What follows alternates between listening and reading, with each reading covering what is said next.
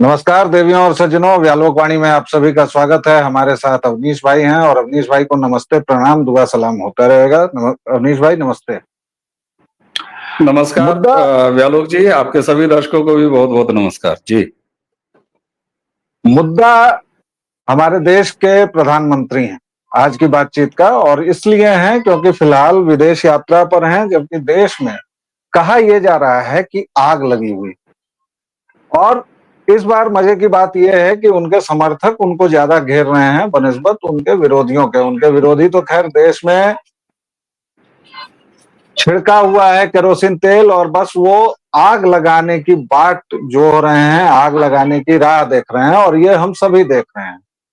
फिलहाल मुद्दा ये है कि अचानक जो व्यक्ति कम्युनिकेशन का इतना मास्टर था, जो व्यक्ति सब तक पहुंच जा रहा था, उस व्यक्ति को आखिरकार समस्या कहां से आ रही है। जब से नई सरकार बनी है हम लोग देख रहे हैं कि मोदी जी के बयान भी कम आ रहे हैं।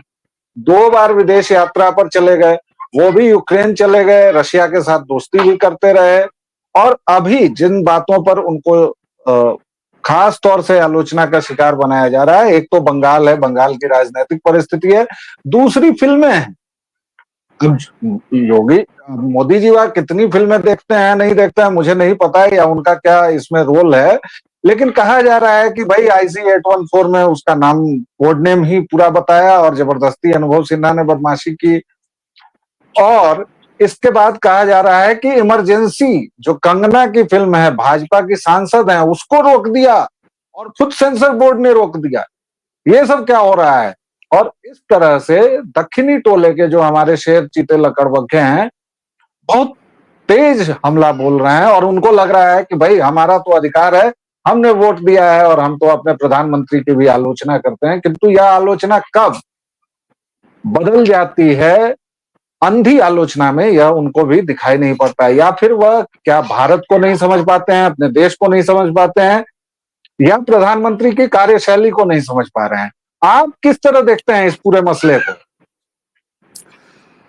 व्यालोक भाई, आपने जब बातचीत शुरू किया तो आपने इंट्रो में कहा कि बात होगी प्रधानमंत्री पर, लेकिन मुझे लग रहा है कि बात फिल्म सेंसर बोर्ड के चेयरमैन वगैरह पे हो रही है।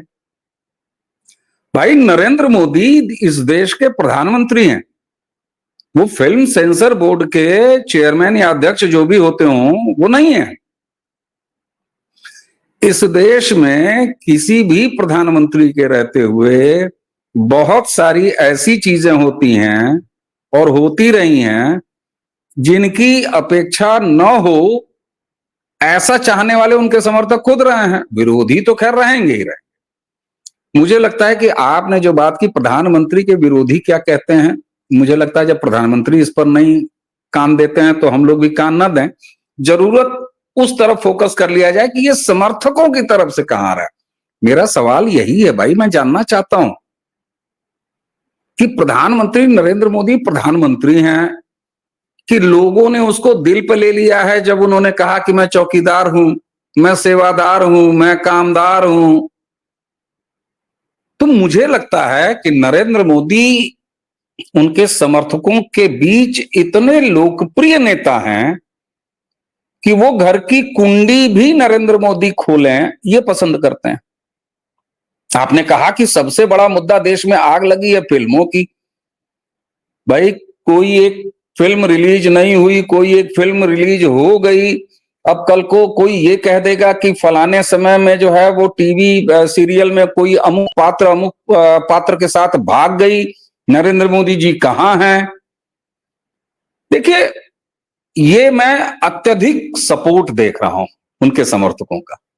वो चाहते हैं कि नरेंद्र मोदी जी हर बात में दखल दें, और यही वजह है कि तीसरी बार नरेंद्र मोदी के समर्थकों ने उनको चुन के प्रधानमंत्री की कुर्सी पर बैठाया है। तो साहब देखिए, ऐसा है कि घर का जो दुलरुआ गार्जियन होता है उससे अपेक्षाएं भी बहुत होती।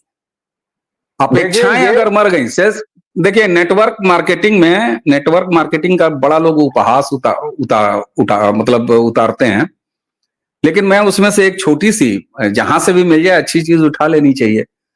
नेटवर्क मार्केटिंग वाले एक चीज कहते हैं शुरुआत में, वो टाई वाई लगा के वो कहते हैं सपने नहीं मरने चाहिए।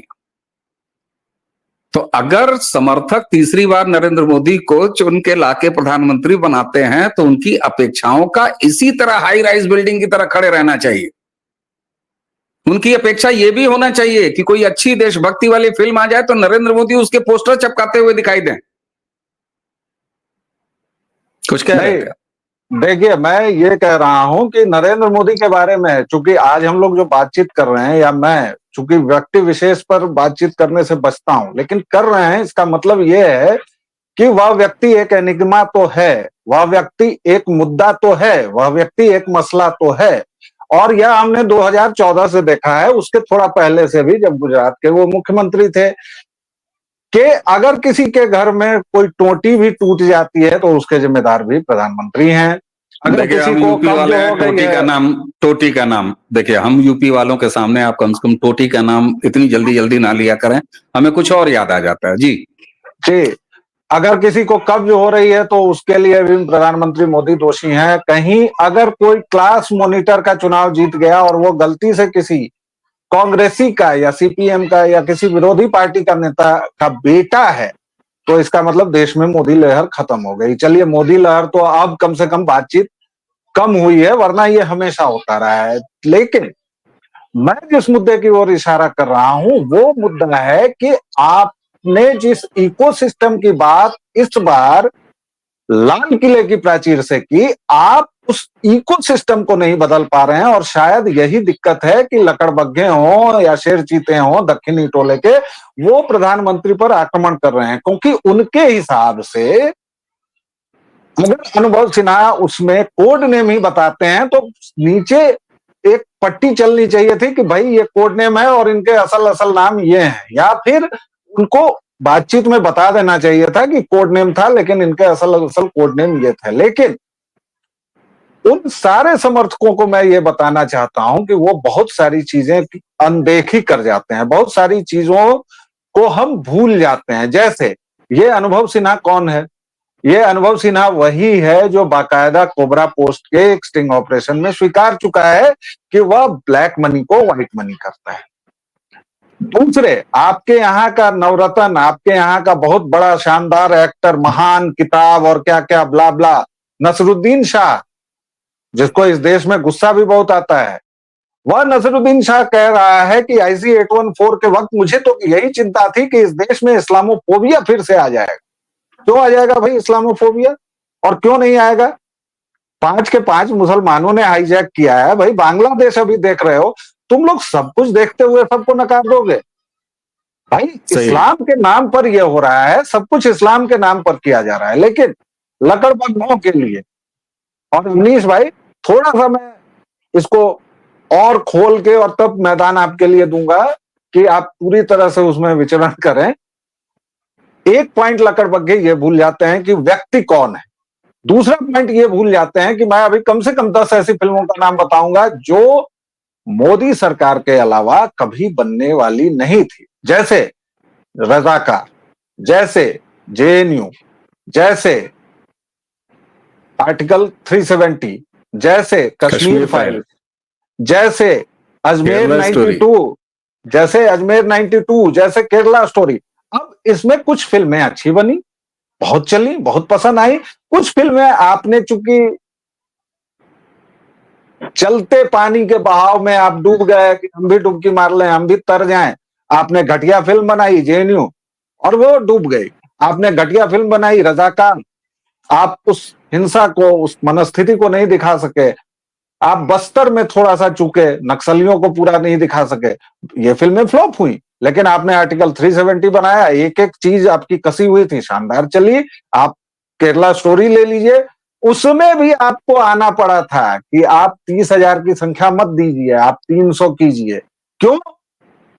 क्योंकि जिस चर्च पोषित या जिस CPM की, CPI की सरकार ने, जिस कम्युनिस्ट सरकार ने केरल में सबसे पहले लव जिहाद शब्द का प्रयोग किया था, जिन ईसाइयों ने, वही ईसाई जाके मुकर गए और कह रहे हैं कि ऐसा कोई डेटा ही नहीं है।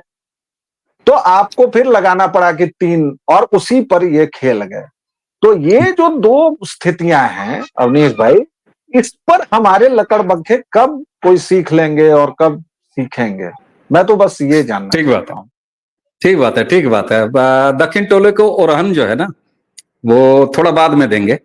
आपने एक बड़ी गंभीर बात की, उस गंभीरता की तरफ से जरा चलते हैं। आपने कहा प्रधानमंत्री ने 18वीं लोकसभा के पहले अपने भाषण में जब ये कहा कि इकोसिस्टम को उन्हीं की भाषा में जवाब दिया जाएगा, यानी इकोसिस्टम को एड्रेस किया। हालांकि प्रधानमंत्री ने विपक्ष के इकोसिस्टम को एड्रेस किया। यहीं आपने बड़ी गंभीरता वाली बात कही कि भाई आप ऐसा इकोसिस्टम, व्यालोक जी, अभी जिस नेटफ्लिक्स के उस सो कॉल्ड हाईजैकिंग वाला जो वो वेब सीरीज है, सोशल मीडिया पे आए तमाम रिएक्शन के बाद सूचना और प्रसारण मंत्रालय ने तलब किया। तलब करने के बाद अब डिस्क्लेमर नाम की चीज आ गई, जो आप सुझा रहे थे कि डिस्क्लेमर दे दो, नीचे पट्टियां दे दो। सर ये इकोसिस्टम ही तो है। इकोसिस्टम मेसर्स प्राइवेट लिमिटेड नाम की कोई कंपनी थोड़ी ना होती है भाई। जब हम विपक्षी इकोसिस्टम की बात करते हैं तो फिल्म में उनका इकोसिस्टम है, मीडिया में उनका इकोसिस्टम है, कविताएं लिखते हैं वो नारे किसी पार्टी के किसी विचारधारा के, वो कहते हैं नई कविता है। आप कह दीजिए कि अरे ये कौन सी नई कविता है यार, ये तो नारा है फलाने पार्टी का, फलाने इसका, तो कहेंगे नहीं नहीं तुमको नहीं समझ में आती है, नई कविता है। तो इकोसिस्टम वहां भी है, इकोसिस्टम व्यापार मंडलों तक में है। इकोसिस्टम आप देखिए सीटू नाम की चीजें क्या हैं, श्रमिक ऑर्गेनाइजेशंस क्या हैं, ये वहां तक इकोसिस्टम है। अब कुछ और रंगीन बाजारें ही हैं, जो कौन सी फिल्म अभी बनी थी कि वहां भी हो सकता है इकोसिस्टम हो। सवाल यह है कि इकोसिस्टम कोई ऐसी चिड़िया नहीं है ना व्यालोक भाई कि जो अचानक पैदा हो जाएगी।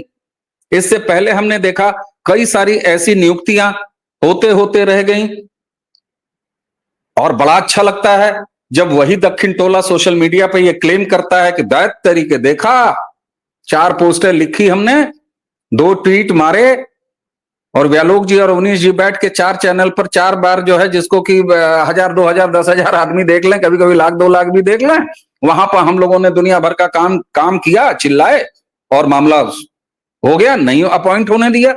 1-2 उदाहरण नहीं है, मध्य प्रदेश का उदाहरण है, इससे पहले उत्तराखंड का उदाहरण है, और अभी हमारे जो नए नए बंडल सॉरी मतलब वो जो इधर उधर से चल के इधर आए हैं। 2 चीजें मैं कहूंगा आपको, ये इकोसिस्टम के निर्माण की प्रक्रिया 2 शासनकाल में चली, इकोसिस्टम तैयार हुआ, इकोसिस्टम सपोर्टर भी इकोसिस्टम होता है।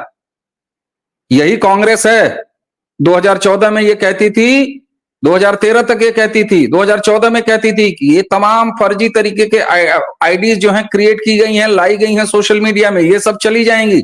लेकिन हमने आपने लगातार 2012 से इसी सोशल मीडिया पर देखा ना, पॉलिटिकल लेखन करते हुए और पढ़ते हुए कि वो आईडीज कम होना तो छोड़ दीजिए, प्रोफाइलें कम होना तो छोड़ दीजिए, उनकी तादाद लगातार बढ़ती गई, और न सिर्फ नंबर्स में बढ़ी, कंटेंट की क्वालिटी में बढ़ी, डेप्थ में बढ़ी, विचारों में बढ़ी, और वो बढ़ते बढ़ते इतना बढ़ी कि अब कितने ग्रुप जो हैं जमीन पर मिलते हैं। तो सर 65 साल जिस पार्टी ने राज किया है, बनाम 10 साल आपके इकोसिस्टम ने आकार लिया है, वो धीरे धीरे आकार ले रहा है, कमियां बहुत हैं और वो ऐसे तो पूरी होंगी नहीं। तो निश्चित तौर पर मैं यह मानता हूं कि प्रधानमंत्री ने जब इस बार इकोसिस्टम विरोधी ही सही, विपक्षी ही सही, इकोसिस्टम को जब एड्रेस किया, तो ये इकोसिस्टम का कमाल है साहब, ये हो रहा है। और थैंक्स टू आप जिनको लकड़बग्घे और चीते और वो कह रहे हैं, मैं उन्हीं को सलाम कह रहा हूं कि अपने नेता को तीसरी बार चुन के उसकी सरकार बनाई, उसको प्रधानमंत्री बनाया, और नेता को कहा कि तुम जाओ ब्रुनेई, तुम जाओ यूक्रेन, तुम दनादन काम करो, तुम जो है वो न्यायिक सुधार की बात करो, तुम सड़क नाली खड़ंजा बनाओ, और बाकी ये फिल्म हम देख ले रहे हैं ऐसे कैसे। यही तो इकोसिस्टम है सर। और इसी को मैं थोड़ा और आगे बढ़ा देता हूं, और खास तौर से जिनको सलाम किया है उनको मैं भी सलाम करता हूं, प्रणाम करता हूं, और वो हमारी पूरी जो राष्ट्रवादी विचारधारा है उसका एक सशक्त हिस्सा है, क्योंकि वो जो भी नैरेटिव उठाते हैं वह इतनी तेजी से उठाते हैं और इतनी विभिन्न चैनलों से उठाते हैं कि वह कहीं ना भावना कहीं से, लगता है इतनी भावना से 24 उठाते कैरेट हैं 24 कैरेट वाली भावना से, बिल्कुल जी, कि वो लगता है कि सचमुच इस वक्त का सबसे बड़ा मुद्दा वही है। लेकिन प्यारे लकड़बग्घों, 2-3 टिप्स यह अधेड़ आदमी तुमको दे देता है, क्योंकि मैं तो विषधर राहुल हूं नहीं कि मैं 58 साल में भी युवा ही बना रहूंगा। तो 40 के बाद हमारे यहाँ अधेड़ हो ही जाते हैं। तो अधेड़ आदमी आपको 2-3 एक टिप्स युवा दे आपको रहा है। सुन रहा है सर, एक युवा सर आपको प्रणाम। सुन रहा है। सर प्रणाम।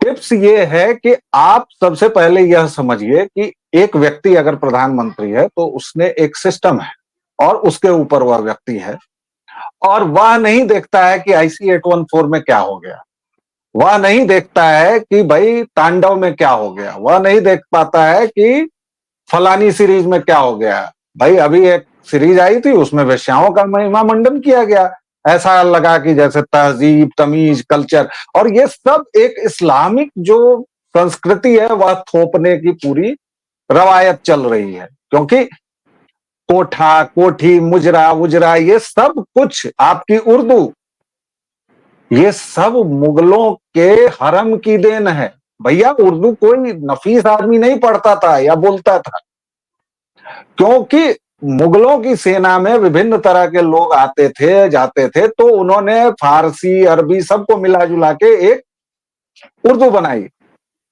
और वही उर्दू बोली जाती थी। और जो उर्दू बोलता था या बोलती थी, उसको बहुत नीची निगाह से ये लोग देखते थे। तो खैर, वह एक अलग वीडियो का विषय है अवनीश भाई। मैं ये बोल रहा हूं कि आपको मैंने 10 फिल्में गिनाई जो आप सोच नहीं सकते थे। अजमेर 92 पर कौन सोच सकता था कि बनेगा भाई? आप उस मोइनुद्दीन चिश्ती के यहां जाते हैं चादर लेके, आप कब्रों को पूजते हैं साहब, आप उस पर फूल माला लगाते हैं, कव्वाली फाया कुन सुन के आप लाल लोट रहते हैं। और जबकि मैं निजामुद्दीन जाता था, मुझे तो वहां की दुर्गंध ही नहीं बर्दाश्त होती थी। एक बार गया था मैं, बहुत सुन के कि ये कव्वाली, वो कव्वाल, फलाना चिलाना, तो वहां की दुर्गंध। तो आप उसको लपेट के, आपके यहाँ देखिए, आपके यहाँ चंदन है, आप उसमें नहीं लोटेंगे और आप बगल के घर से जाएंगे और गू लपेट लेंगे और कहेंगे कि देखो देखो ये मेरा चंदन है, तो इसके लिए आपको कोई कुछ नहीं कह सकता है। दूसरी बात, जब आप कोई फिल्म बनाते हैं या कुछ भी करते हैं, तो ये पहला नहीं है और ये आखिरी नहीं है। वो इकोसिस्टम पूरी आपकी जड़ को खोखला बनाने पर टिका हुआ है। लेकिन तांडव की दूसरी सीरीज कहाँ है सर, जरा बताइए। और ये किस की बदौलत हुआ? हो सकता है वो आ जाए 2 साल 3 साल बाद आ जाए, लेकिन एक पूरा झटका जो लगा इस मुंबईया फिल्म इंडस्ट्री को, वो कहां से लगा? क्यों अनुराग कश्यप को बोलना पड़ा कि जो ये जेम्स ऑफ बॉलीवुड वाले हैं वो नीचे ये भी चिपका देते हैं कि हमें सपोर्ट करने के लिए ये फलाने नंबर? क्यों बोलना पड़ा? इस पर भी तो सोचिए। अवनीश भाई आप कुछ जोड़ रहे थे। अरे साहब ये बताइए, चलिए कंधार हाईजैक, इस पर सही नाम लिए गए कि सही नाम नहीं लिए गए, हमें और आपको याद है। वो 24 घंटे वाले चैनलों का बिल्कुल नया नया समय था जब ये घटना हुई थी। बहुत सारे लोगों को याद नहीं होगा जब रूपन कात्याल को चाकू से मार के सबसे पहले मार डाला गया, और नया नया था, 5 या 6 चैनल्स थे, तो बड़े शौक से देखा करते थे हम लोग, और ये लगातार देखा है। मतलब हमने, मुझे याद है वो सारा कुछ देखा है। आज कम से कम आज की पीढ़ी और आज के विमर्श में, राष्ट्रीय विमर्श में यह तो आया ना कि कांधार कांड किसने किया था। नसरुद्दीन शाह यहां पर एकदम सही था, उसका डर बिल्कुल सही है। आज साहब उसी का नतीजा है कि बात इस पर हो रही है कि वो पांचों को पांचों मुस्लिम थे। बहुत सारे ऐसे, आप जिनको जेनजे कहते हैं, बहुत सारे उन बच्चों को यह समझ में आ रहा होगा कि साहब अभी अभी तालिबान आया है, अब पुराने फुटेज खोज के देखे जा रहे हैं। तो इसको कहते हैं साहब आज विमर्श में क्या है, इसी बहाने है ना। अच्छा, जिस टेक्निकल आधार पर अनुराग कश्यप ने खेला है, क्या नाम है उसका, सिन्हा ने खेला है, अनुभव सिन्हा ने खेला है, अनुभव सिन्हा, आज उसकी मीमांसा हो रही है। और मुझे लगता है कि अगर उसने कैरेक्टर्स के नाम सही रख दिए होते तो आई और चली गई होती। तो इस बहाने क्या हो रहा है, न सिर्फ आप उस घटना को और किसने किया उस सबको एक बार फिर से राष्ट्रीय बहस का हिस्सा बनते हुए देख रहे हैं, बल्कि एक तरफ किस तरीके से गिरोह नेक्सस बना के चीजों को मैनिपुलेट करता है, इसको भी खुलता हुआ देख रहे हैं। तो सर ये तो आम के आम गुठलियों के दाम, और इसीलिए मैं सल्यूट करता हूं अपने इकोसिस्टम के अहम पार्ट जिनको आप लकड़बग्घे और तमाम, मैं बड़े स्नेह से, मैं व्यंग्य से नहीं, मैं बड़े स्नेह से उनको प्रचंड, हाँ, यत्र तत्र सर्वत्र प्रचंड रूप से खड़े रहने वाले, वो हमारे इकोसिस्टम के सबसे बड़े हिस्से हैं। और मैं भी उनको बहुत प्रेम से ही शेर चीते लकड़बग्घे कहता हूं। लकड़बग्घा मतलब वो जेनजी के लोग जो भी चीजों को समझ रहे हैं या उनको जो चीजें पता चल रही हैं। और मीमांसा की जो बात आपने कही, वो मीमांसा से आगे बढ़ के अब तो अनुभव सिन्हा की पुरानी फाइलें खुल रही है महाराज। वो ब्लैक को व्हाइट करता था, वो भी आ रहा है। और इतना ही नहीं सर, मेरा फिर से अपने दर्शकों से अनुरोध है कि कृपया जब आप एक नेता चुनते हैं तो कृपया इस मायने में अपने दुश्मनों से कुछ सीखें। आप देखिए उस तरफ कैसे कैसे लोग खड़े हैं, टोटी चोर, चारा चोर का बेटा, एक पारिवारिक मतलब खानदानी चोर जिसका पूरा खानदान जमानत पर है, एक विषधर सर जो पूरे देश में कह रहा है कि मैं आग लगा दूंगा, जो लोको पायलट को बताता है कि आप महादलित हैं। अब लीजिए, वो रेल की व्यवस्था में जातियां खोज रहा है। इन सब के बाद जब आपके पास इतनी चीजें आ रही हैं तो ठीक है, हमारी अपेक्षाएं हैं, आपकी अपेक्षाएं हैं सरकार से, वह ठीक बात है। इसमें थोड़ा सा जिक्र छूट गया है अवनीश भाई, हम लोग अंत की ओर चल रहे हैं। कंगना की जो फिल्म रोकी गई है इमरजेंसी, भैया अब कंगना की फिल्म रोकी गई तो बहुत सारी फिल्में पहले रुकी हैं। आप कोर्ट में जाओ, कोर्ट से बिना किसी कट के और इसके ले आओ। और ये तो अच्छा हुआ ना कि रोका गया है, और ये तो अच्छा हुआ दिया है, वो कोर्ट जा रही है। बिल्कुल बिल्कुल, कंगना कोर्ट जाएंगी और वो बिना किसी कट के वो फिल्म रिलीज होगी। और इससे अच्छी बात